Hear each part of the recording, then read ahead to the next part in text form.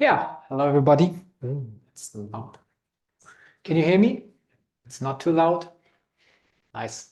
So, my name is Lukasz. Welcome to NewStore. And who am I?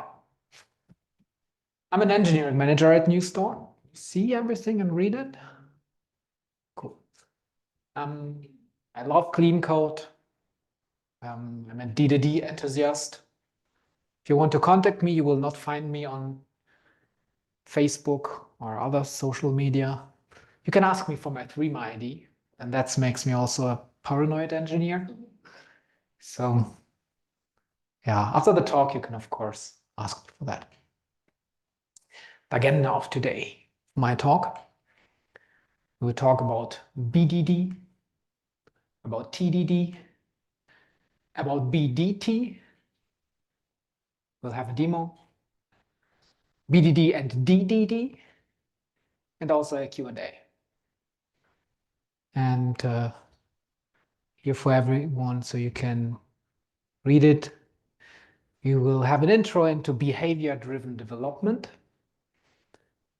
We will have a detour into test-driven development. We'll dive a little bit into the behavior-driven testing. Then I hope this will work. There will be a small example and a demonstration.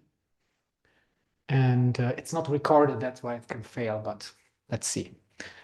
Then I will also give you some insights why behavior-driven development is really good to work with together with domain-driven design.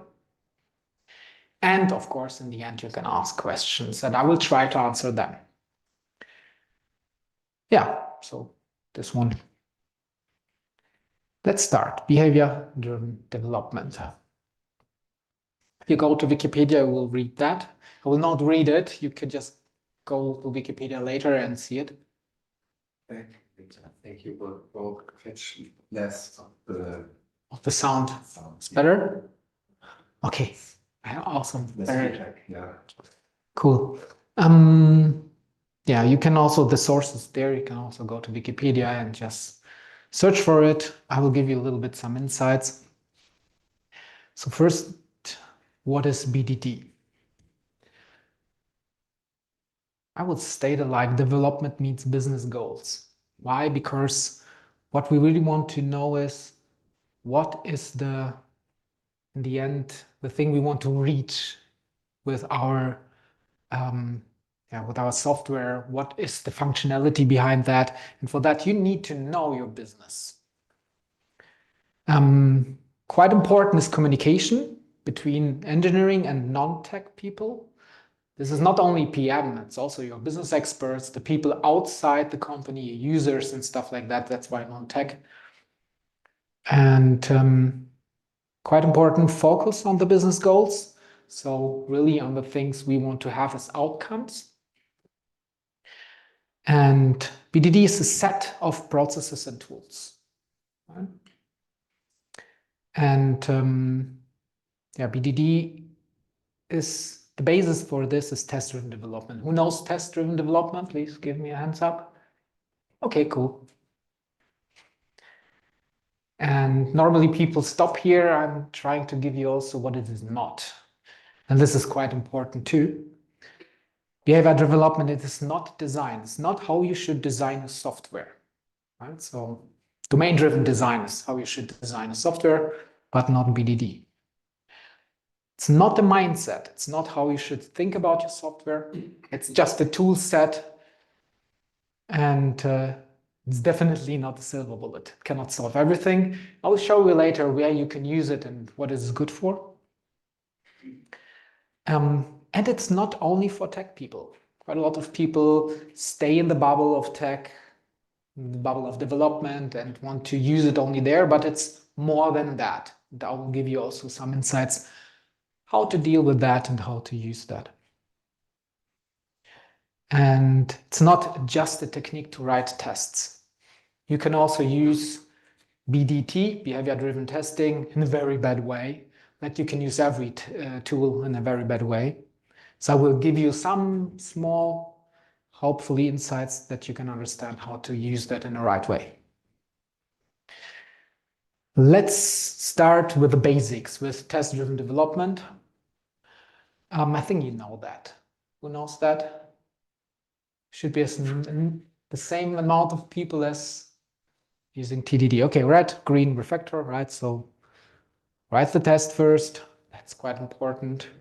Then, of course, make it green, right? And then refactor the test and start again. And then in the end, you will have tests everywhere. So you're writing and writing and writing. And you know that perhaps in your company that you have a lot of tests on all the specific levels. And that's why we have a specific test pyramid, right? You know that? So you will have tests on all the levels, and I would like to show you a little bit what kinds of tests we have, and then I will also zoom a little bit into it and give you some insights where behavior-driven testing and should be located. So we have unit tests, service tests, integration tests, UI tests, and a very small part on the top there, the peak, these are manual tests. I know that this is not the yellow of the egg of how the Germans will tell it. It's not the thing everyone would agree on, but this is how I think is the most interesting part.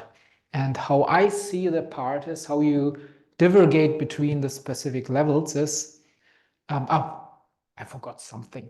So the service layer is also separated in functional tests and acceptance tests. And the easiest way to understand layers is that unit tests are from developers for developers. Right? So if you write a test, someone else can read it, you know that software, the class, the unit, still behaving the same. Then you have service, the service layer. On the one side, from developers for CI, so you have pipeline to run in. That, for example, functional test tells you that what you did, that the service you created is still doing the same stuff you want to have. On the other side, service layer testing is from developers for product. These are the acceptance tests. This is if you have a ticket in Jira and you have some acceptance criteria, you can test for this specific acceptance criteria. Quite a lot of people doing this manually, right? So you're just telling your PM, please check if I did what you wanted from me, or they are just looking into the ticket itself. You can automate that. I'll show you later that this is possible too. Then we have an integration layer. On the one side, it's also from developers for the CI and from teams to other teams. That means that in my specific context, am I still correct if I'm working with others together? So for example, if you have different APIs and you need to call each other, or if you have different services inside a specific context, then we're talking about UI tests from developers for consumers. And a very small part, manual tests from QA for developers. And now everyone will just say, hey, QA should do everything. And they're the ones who should know all the layers and stuff like that. I don't think so. I would like to show you what QA engineers really are. I hope you can see that.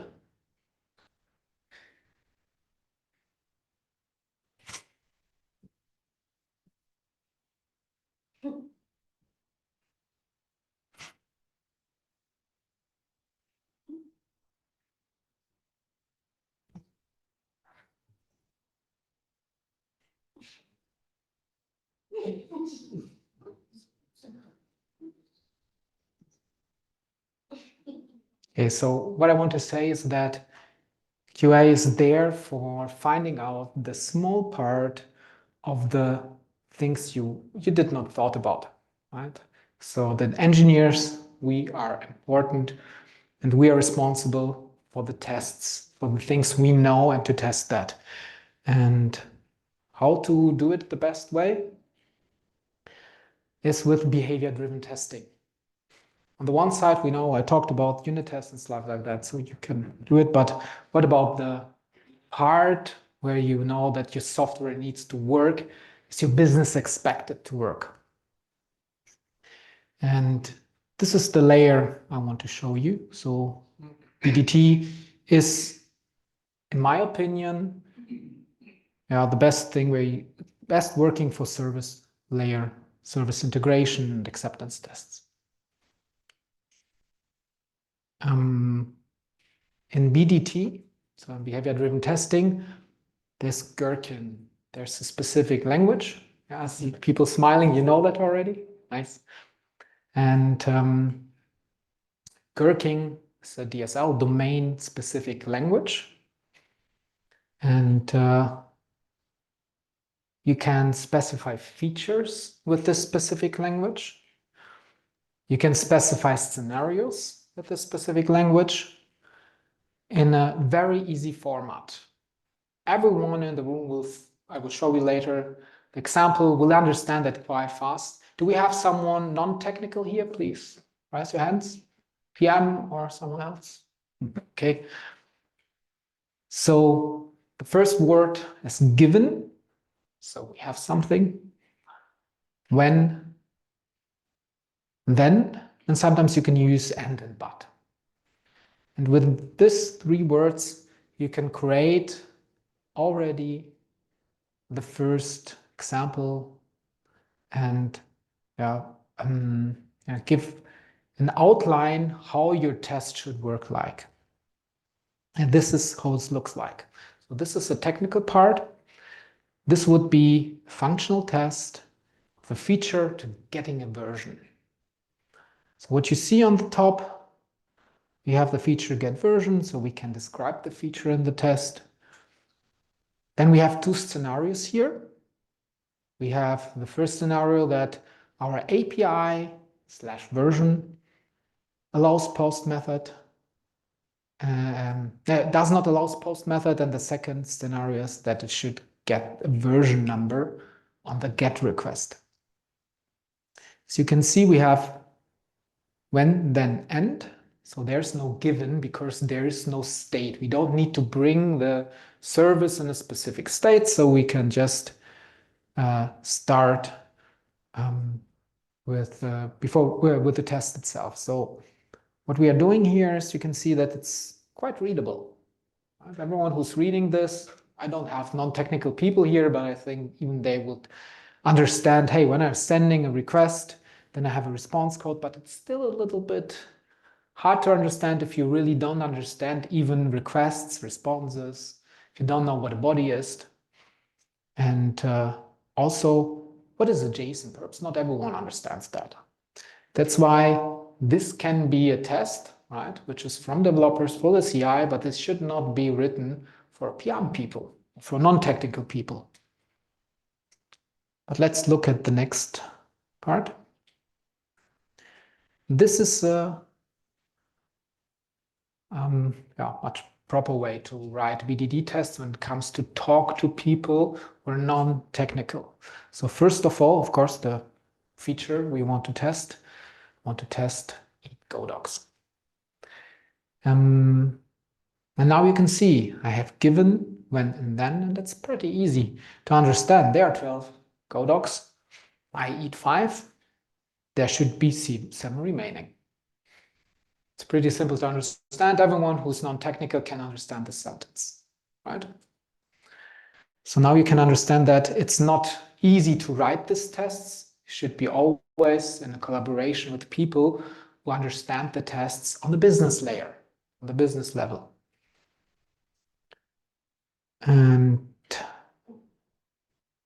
there are also some possibilities to understand providers, right? So you can have examples, you can specify databases or create a state, bring your database in a state.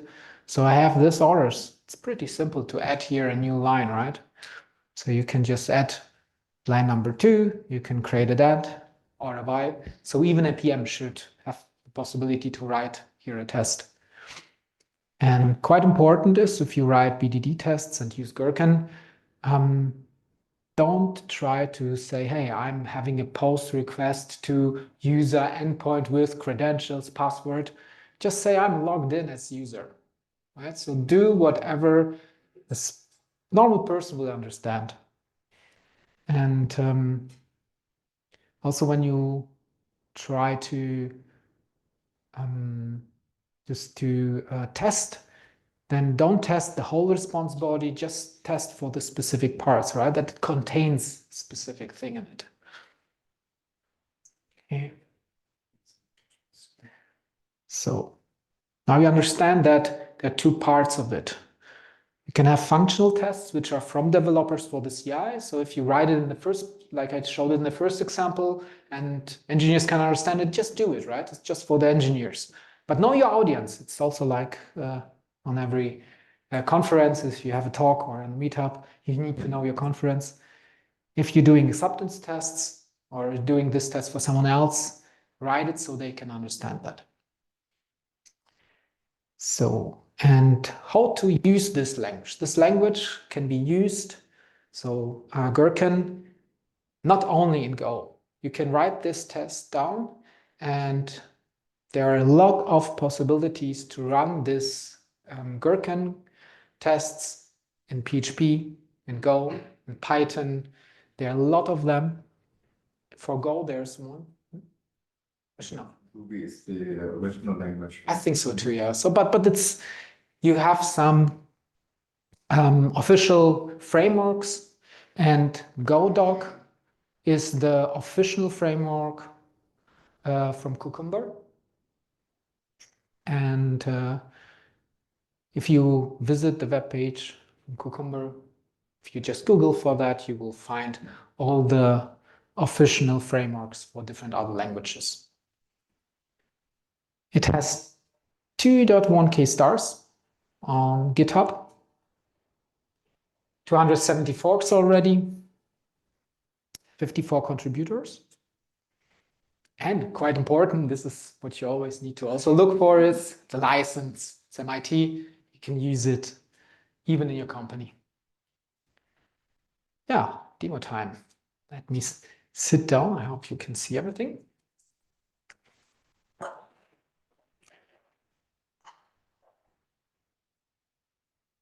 So, let me stop the sharing. Duh. And start this one. Oh, wait a minute. Perhaps I should share that stuff.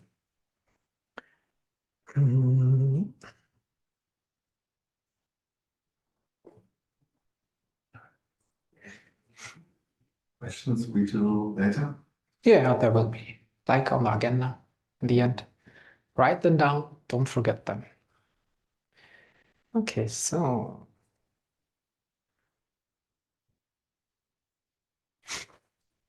I have a project. This is a simple project, and you can see that I have only one file. Is it understandable for everyone? Small. So it's small. Maybe I can zoom in. Ah, come on. Okay, that's the only thing I have. Okay, cool. Let me check. You can read that. I can do this also a little bit bigger. Okay. So this is the scenario you saw. So we have this written down, created this in the feature folder, and this is my first feature. And now, after I installed the library, I just run the tests. Okay. Because I'm in the wrong folder.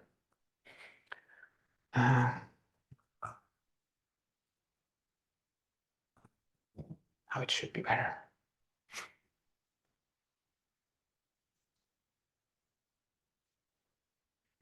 Okay, Okay, so what is great about that? So you can see that I'm running this specific features in this scenario here. And you can see that they're undefined. What does it mean? It means that we still need to help the code to be the feature to be understandable by the Godot layer and create a test for that. And that's pretty simple because it gives you also a snippet to do this. So you have a function, you see that there are Godocs, there should be non-remaining, there should be remaining with an argument, and initializing function.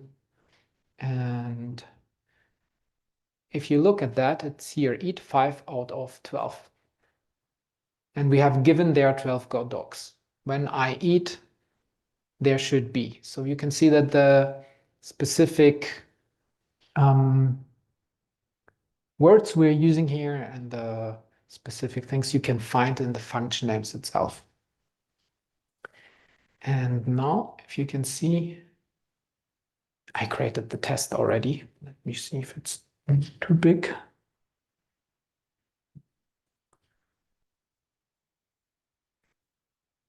Oh, come on.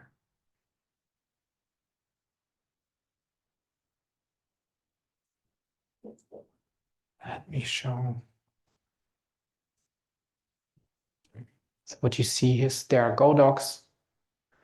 I just implemented the functionality inside the function to test this specific file I have.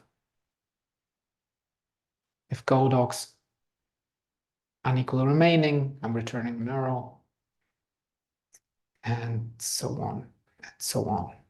There should be none remaining. I can also call a function already used here. So there should be remaining with an integer of 0, for example, and so on and so on. And now I can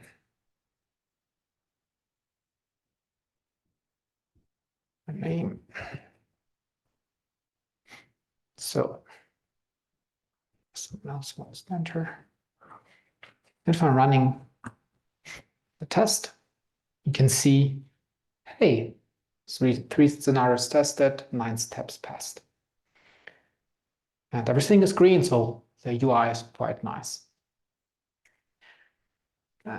Let's go back to the presentation itself.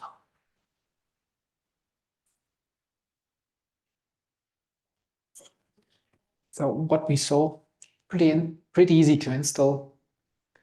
You just use go install, and then you just can install the latest Go doc from GitHub. Describe the features. So you create a file, features, godocs.feature. This was the first file I showed you. And then you run it. After running it, you have a snippet. You can copy paste it into your test file and put logic into this. So create the step functions by copy and paste. And then we are adding the logic to the tests. Pretty simple, right? So we use the Gherkin syntax. Just set it up.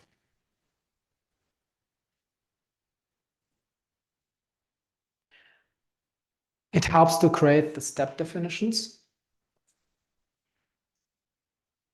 We can use a provider at the table. Showed you already that you can just add some lines.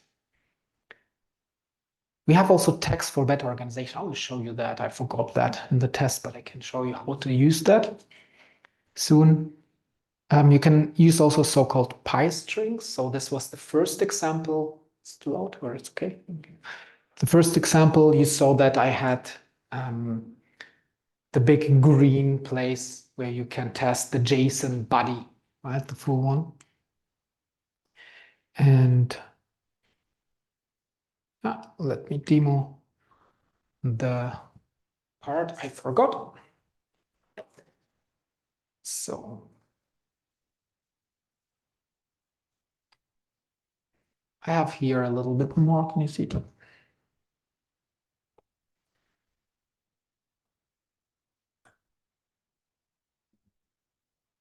I have a little bit more feature files for you. I will explain them. So you can see that here I have this provider. It's using scenario outline, and I have here the examples. So I can use this start, eat, and left into the provider itself. It's one of the features. Then we can use also tags. You can see on the top here. You can use @Jira321, so a ticket number, or something like $2 @2. And you can use this by go.run. Just say text2. And it will run only the specific test for it. I have with version 2. So if I have here a specific functionality, an API I want to test in a specific version, I can run this as a functional test. So this is the layer of the service which is for the CI. If I'm in the pipeline and I want to test automatically against some acceptance criteria, I can run that against ticket number in the pipeline. So it will only run the specific tests you saw in the other part. This is pretty cool because you can, in your pipeline, automate your whole flow. You have a ticket, you implemented the tests first, even the PM perps who has written them down. You have a Jira ticket or another ticket number, and you can, in the end, without any additional effort, just use the tests. And in the end, you can rely that the acceptance criteria has been met and the PM knows that everything's online what you want to have, especially the things you want to have in your business.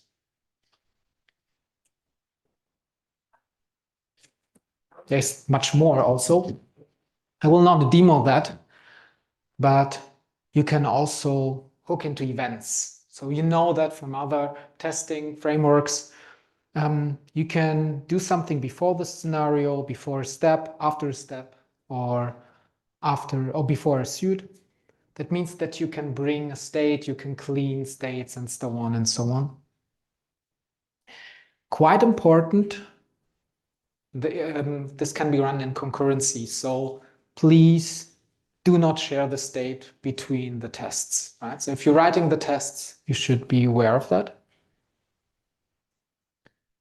Prepare the DB instead of having fixtures. That's why we have this given there are users, and then you have this John Doe something, you can have Jane, and so on and so on.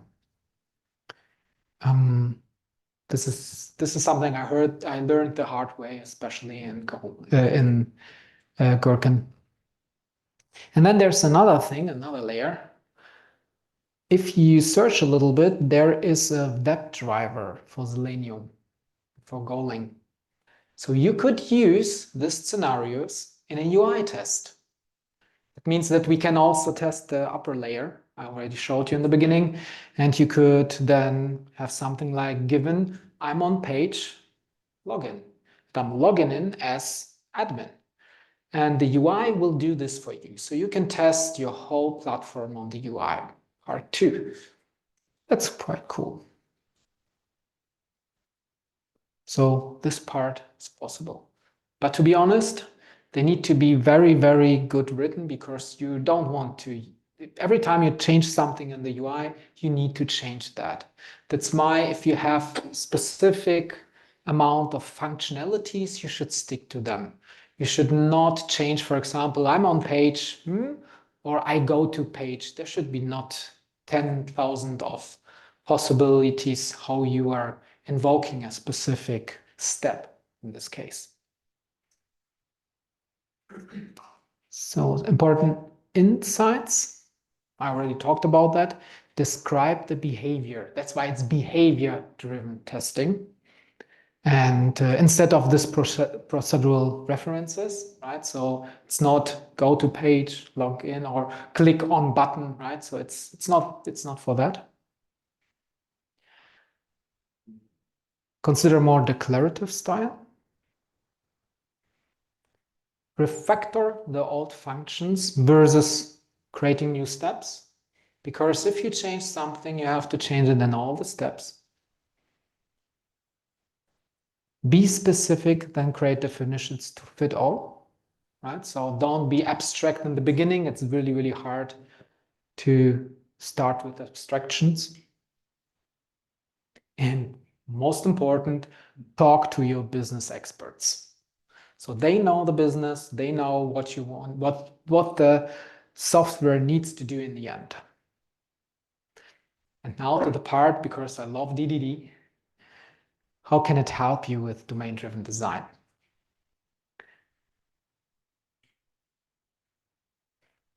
One thing, if you talk to your business experts, they will use specific language. Right? If you are in a context of inventory, for example, you will talk about transfers. You need to understand that. Use this language.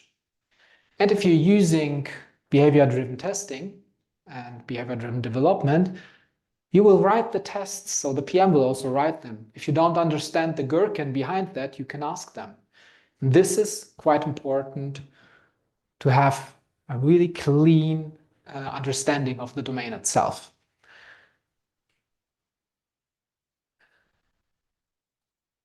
Cool is also that the business experts can write tests. So gherkin is quite simple, you could understand that. But to be honest, you will have to change them. So of course, if you have the functionality and it's go to site or login s and they are using IM user, right? You need to change that. But in the end, they can show you in a pretty nice way what they really want the software has to do. And you don't have to assume. You don't need to make assumptions. Oh, is this important or that? You can also add tests easily and show them to the PM or to the non-technical people and say, hey, you're missing this one. Is this important or not? Right? So you not really need to, it's pretty easy to talk to them in this case. So domain-driven design helps to design the stories. So if you have an event storming, for example, if you talk to your people and you know what you want to reach, you know the constraints already, then you can use BDD to help find the examples. Write them down, put them in code, and if you have the acceptance criteria in code, you know what the software has to do. And I had this also in one of my previous companies, that we had tests for specific acceptance criteria, and then the acceptance criteria changed in the next iteration.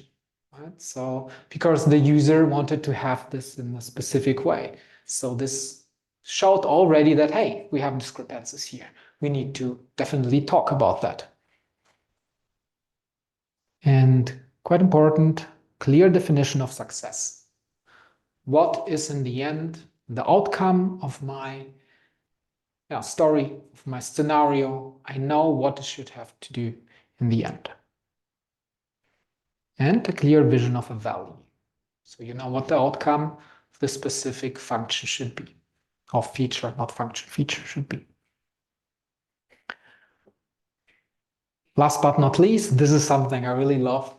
When engineers are working on something, oh, we should add this specific thing because this is something we will need, or this is something we abstract automatically.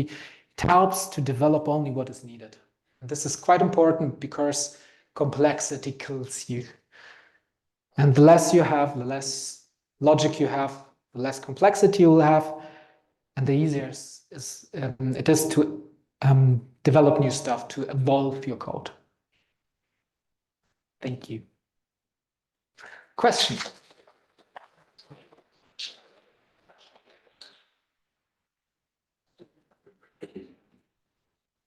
So, questions?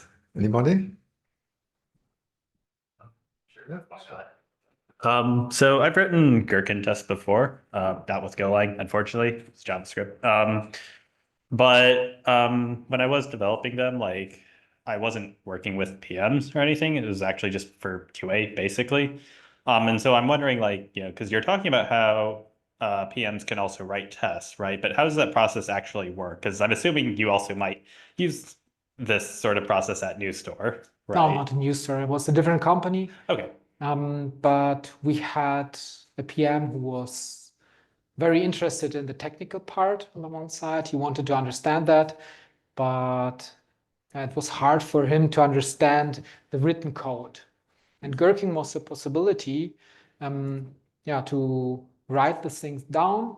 And after explaining to him the main rules of that, it was pretty easy. And he just attached every time just a file with Gherkin to our Jira tickets. So this was how he was doing that.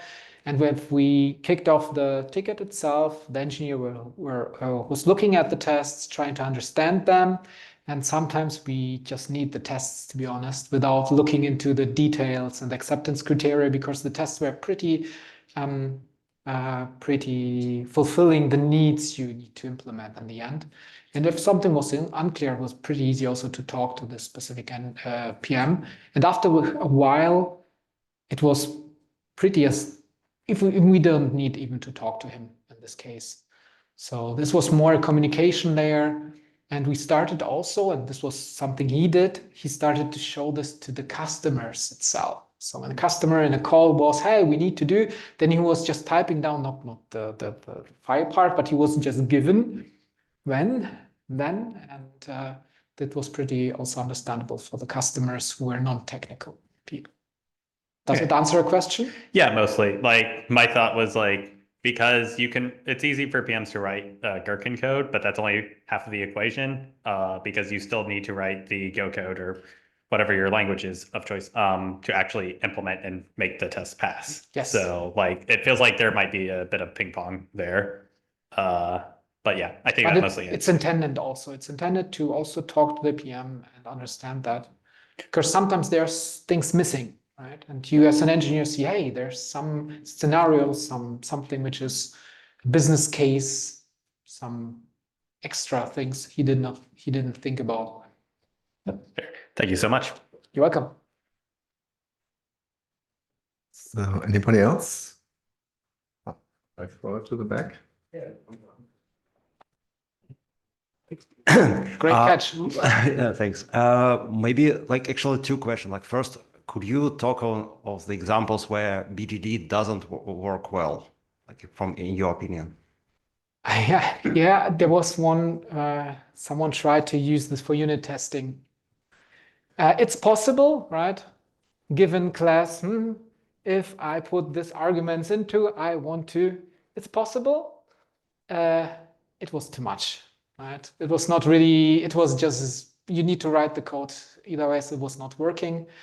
Another example was where the tests were used in a very procedural part for the UI itself. So it was just go to URL, click on button, and then search for this specific button, type in this, and so on. So they were very, very on a layer. Just technical people understood the Gherkin on the one side, and on the other side, changes made on the UI were very hard to change in the test. And so just login as user, it's just changing one specific file. But if you have go to specific button and click that, it's not so easy. So yeah, there you can do quite a lot of.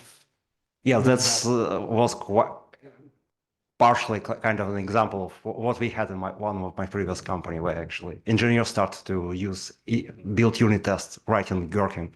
But the second question would be is that like while you build the scenarios, you assume that you need to develop some kind of a constraint language on how you actually explain what should be one example that you gave was that the user should be logged in.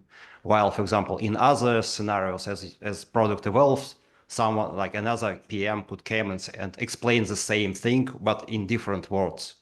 I guess, how do you handle this, and how do you actually share the implementation or share libraries of the implementations of the steps? It depends. It depends if you are working with different developers and PMs on the same repository, for example. If you have different contexts and you have and you're using different, and you try to divide it, right, as much as possible. But the layer for checking that was always the developer. The developer knows how it should look like and was talking to the PMs in this case. And we had in the end in the company 3 PMs using that, and they were meeting together, I think once in a month, and we're talking about Gherkin and what they were using and stuff like that. So there was alignment on their side, but they did it on their own. And but you need to be very cautious about that. So the developers should not just use what it's written in the Gherkin. They should definitely think about what they're using there. Does it answer your question? Yep, pretty much. There was a question on Zoom. There are questions in the Zoom. The questions in the Zoom. Oh, that's okay. Let me check.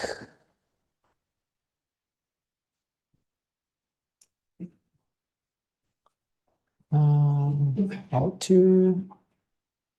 I can unmute all, but I don't see. There should be in Q&A. Wait a minute. Response, chat summary, caption actions. Perhaps in the chat itself. There's someone in the Q&A. Sanity, camera, invite. I cannot see. Can you see the Q&A part here? Wait a minute. I can see. I can speak if it helps. 2 seconds. Did I read it to you? Q&A.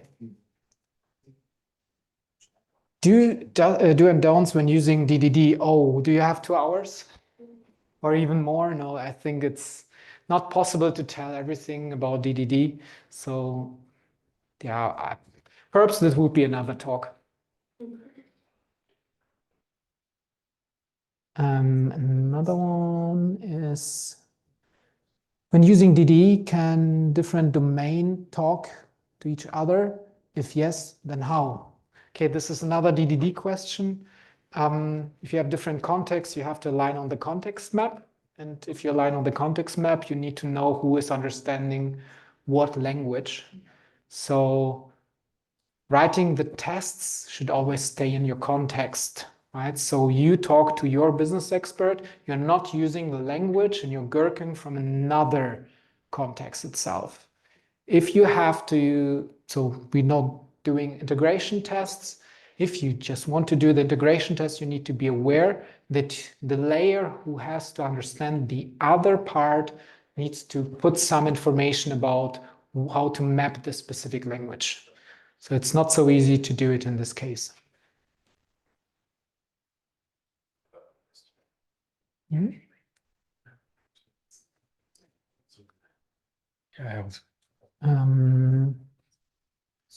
Earlier you were talking about tests from developers to CI. Can you elaborate on what that means, please?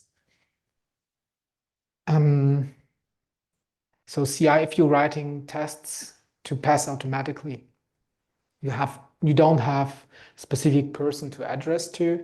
So normally you would say these are engineers, but engineers want to have tests who are fast. That's why your unit test should be fast as hell, because if you save, you want to also see all the tests failing or being green in the end. You don't want to wait 10 minutes.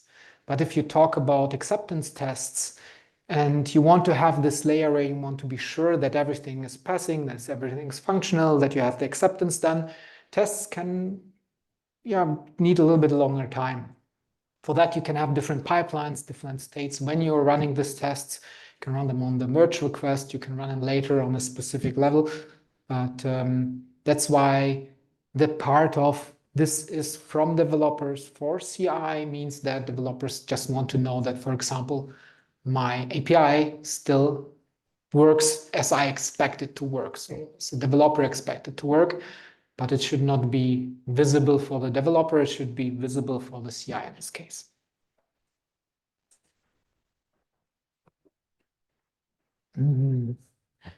Questions from the audience, and then I will continue on the Q&A. One question from my side.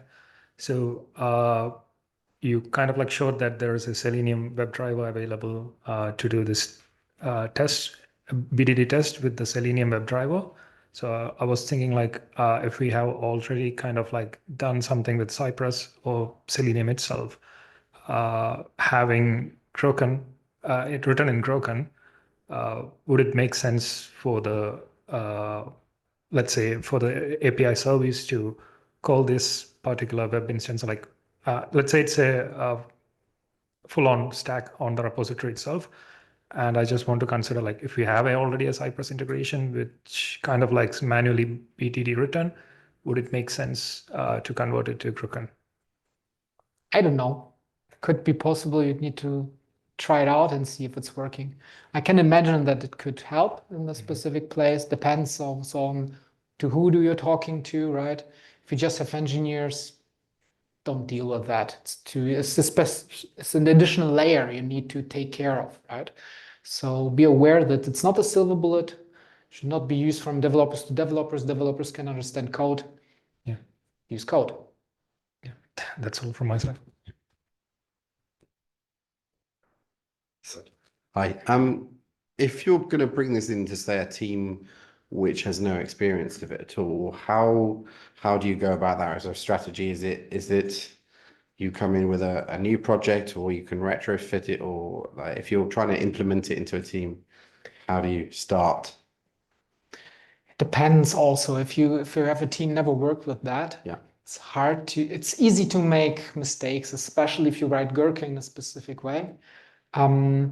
What I was doing coding dojos with test-driven development, and you can specify something where people can just try out testings with in an environment where you can make mistakes without really harming the production layer in this case.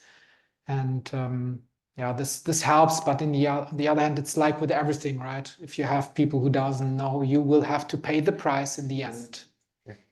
Thank you. One question from my side. Yeah.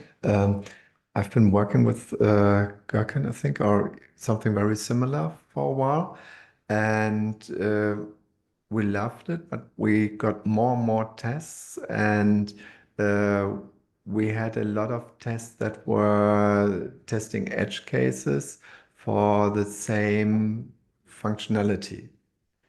And so we usually did just a copy of one of the tests, did a few changes, but then the end you had a sea of tests, and it was hard to find out which edge case was already covered and which was not, and so on. And yeah, something more table-like would have been much better. I've seen you have used this example thing. This might be a solution. Is that correct? This is something definitely. So if you have the same test doing the same stuff over and over again, just with different Values, numbers, yeah, variables, yeah, then you're yeah. using this provider-like example table, and then you can Cool, use that. yeah. Also use tags. So if you have different specific versions or different parts, you can specify that also. Good, thank you. You're welcome. Let's check the Q&A here. Anybody else? How to decide a new domain or a feature or a function should put in the existing domain? Again, a domain-driven design question. The next talk should be domain-driven design. Yeah, it depends a lot on a lot of things. Again, we will need more time to answer this question in the right place. But in the end, the first thing, talk to your business experts. Try to really understand the domain, and at some specific point, if you're using the right tools and talk to them, you will hopefully understand how to put. I don't write tests for CI though. If I want tests on CI to pass, I can cheat that part pretty easy. Try to speak, but apparently you can't hear me. Yes, I cannot hear you. It depends, of course. You can use the tools as you want to. And there are pros and cons and everything. So definitely try out, see if it's working for your company. If not, get rid of it. Don't put the complexity layer and don't use it. if it's something that's helping you, you can use it.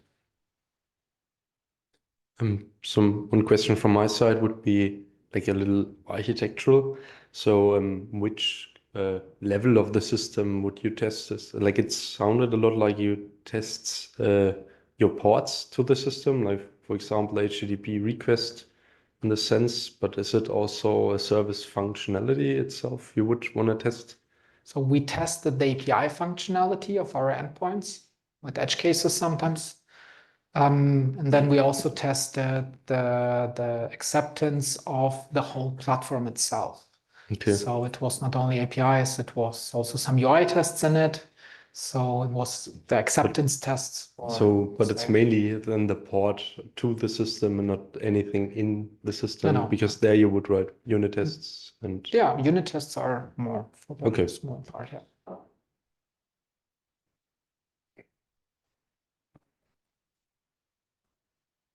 If I get that right, it's you only use it for things where you have business value that you want to ensure, so you can explain it to business people, Yeah, right? definitely. And talk to them. Yeah, and it makes sense. Cool. Then one last Yeah. question. Yeah. Can you say about tooling around this Gherkin? Because for me, it's a little bit new thing. And I saw you have syntax highlighting, right? And this GoLand, right? But maybe linting or some other support from IDE or other tools. You need to Google.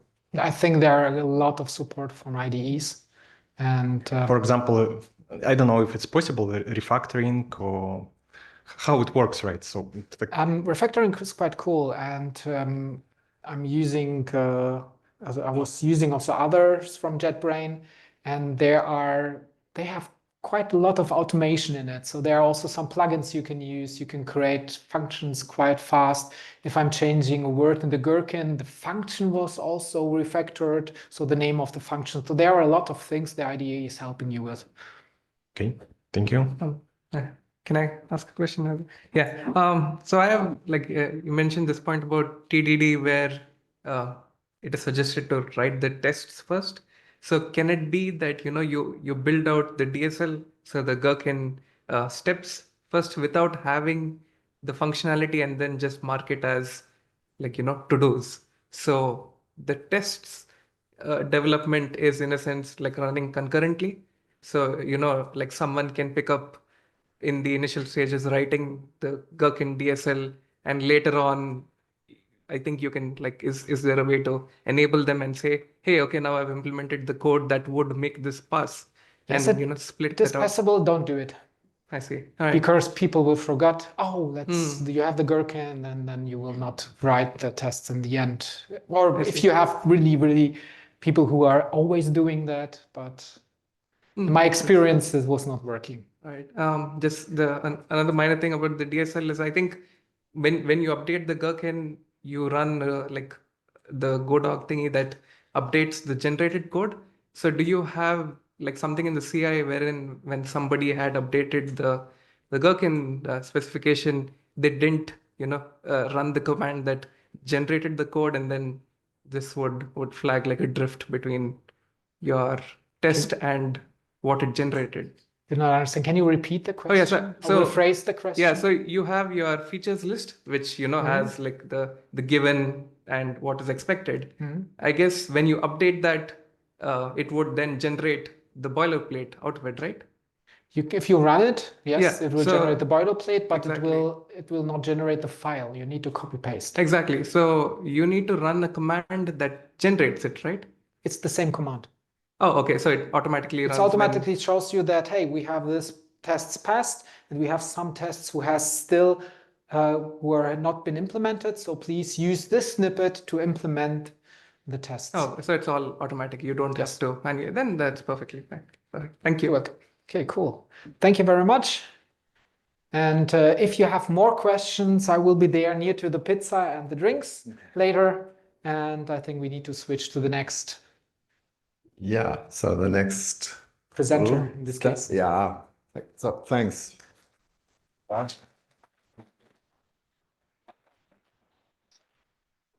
Yeah, so we first have our famous little H&R Lost and Found. So if you are looking for new colleagues or want to find a new job, you can raise your hand. And first, I think the host, if they have somebody from NewStore, if you have a job offer, please, this would be your chance. They all out eating pizza in the hallway? No. Otherwise, yeah, you're welcome.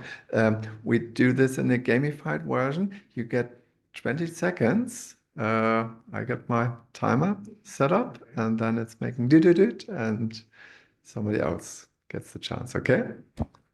Hi, I'm from Snowflake. We have an office just across the road, right in a relational database in C++, in Java, which can operate on petabytes of data.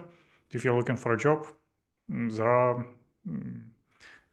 open positions you can find on the site. Snowflake is the name. I can refer if necessary. Thanks. So, anybody else? I just said NewStore, you have a position? Yeah, very quickly, we have some openings on our website for data, for product management, for developers. So feel free to have a look. Thanks. Thank you. So, there's somebody else. Welcome. So yeah, my name's James. I've been an engineer for almost 20 years. I've been Go freelancing for the last 3, but my kind of looking for something new after my project finished. I've mainly worked in kind of finance, building the lottery, which was an interesting job. If anybody's got any interesting opportunities, I started as a SQL dev. I've gone through many languages, initially COBOL, which is still my favorite. So yeah, if anybody's any opportunities, give me a shout.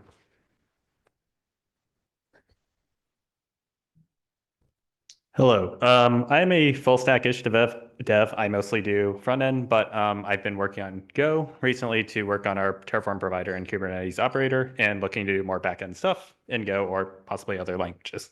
So yeah. And also I'm Jack. Back.